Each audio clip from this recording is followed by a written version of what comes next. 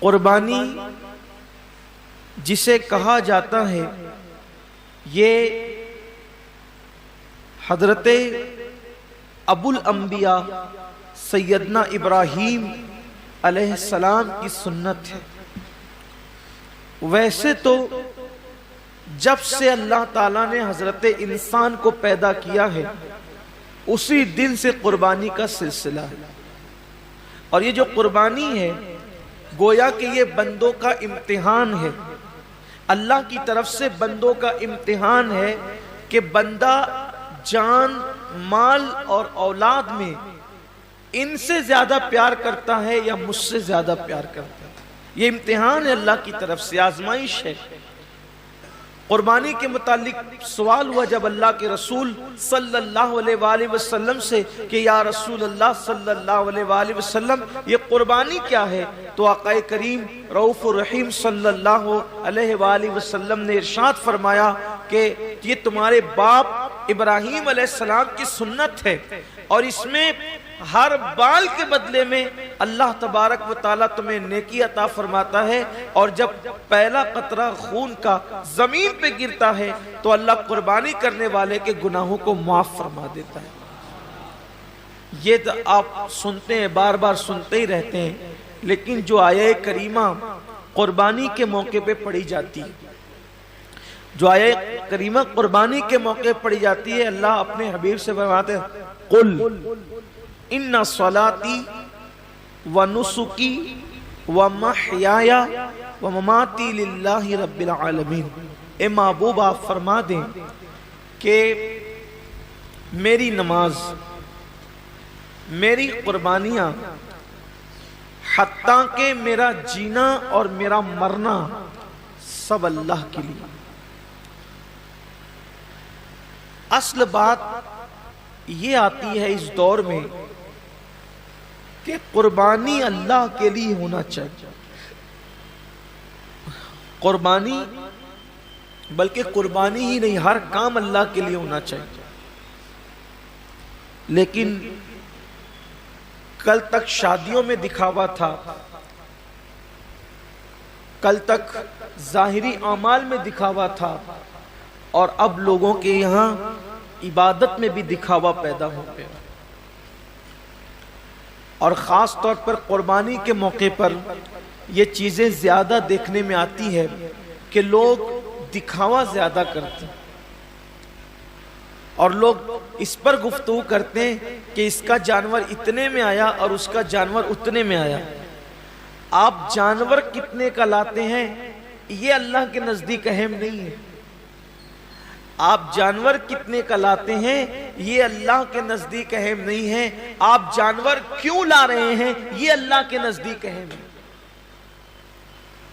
اس لیے کہ حدیث پاک میں آتا ہے کہ قیامت کے دن جب انسان کے اعمال کا دفاتر لے کر فرشتے اللہ کی بارگاہ میں پہنچیں گے تو ان کی نیکیاں بہت ساری ہوگی، اور فرشتے پیش کریں گے اللہ یہ کتنی نیکیاں لے کر کے آیا ہے؟ اللہ فرمائے گا فرشتوں تم نے صرف نیکی لکھی ہے کہ اس نے نیکی کی ہے، تمہاری نظر نیکی پر ہے، میری نظر نیکی کیوں کی ہے اس پر ہے، کیونکہ وہ علیم بذات الصدور ہے، وہ علیم و خبیر ہے۔ اللہ فرماتے ہیں کہ اس نے کیا کیوں ہے اس پر میری نظر ہے۔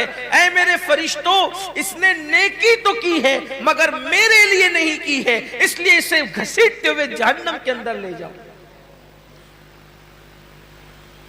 انسان کتنا لگا رہا ہے یہ قیمتی نہیں ہے، کیوں لگا رہا ہے؟ للہ رب العالمین، اللہ کے لیے ہونا چاہیے۔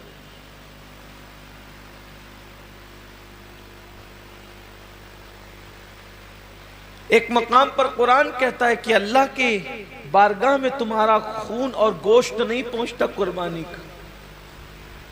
سورہ حج میں اللہ کا ارشاد ہے کہ تمہارا گوشت اور خون اللہ تک نہیں پہنچتا، اللہ تک تو تمہاری دلوں کی نیتیں پہنچتی ہیں، تمہارے دلوں کا تقوی پہنچتا ہے۔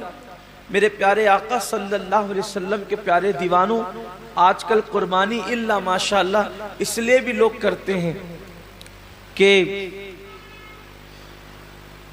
گوشت کھانے ملے گا، گوشت تو ملنا ہی ملنا ہے، گوشت نے جانا کہاں ہے؟ گوشت جائے گا کہاں؟ گوشت تو کھانے، لیکن نیت تو اچھی کرو۔ ہمارے بزرگوں نے فرمایا کہ اعمال سیکھنے سے پہلے اعمال کی نیت سیکھا کرو، اس لیے کہ مومن کی نیت اس کے عمل سے افضل ہے۔ نیت المؤمن خیر من عملہ، مومن کی نیت اس کے عمل سے افضل ہے۔ آپ نے کبھی سوچا کہ ایک کافر 20 سال کفر کر رہا ہے، پھر بھی وہ قیامت تک جہنم میں، 20 سال ہی نہیں بلکہ سال بھر بھی کفر کرے تو بھی جہنم میں، 6 مہینہ بھی کافر رہے تو بھی جہنم، اسی حالت پہ مرا تو جہنم میں، ایک دن بھی کفر کیا اور وہ کفر پہ مرا تو جہنم میں کیوں ہے؟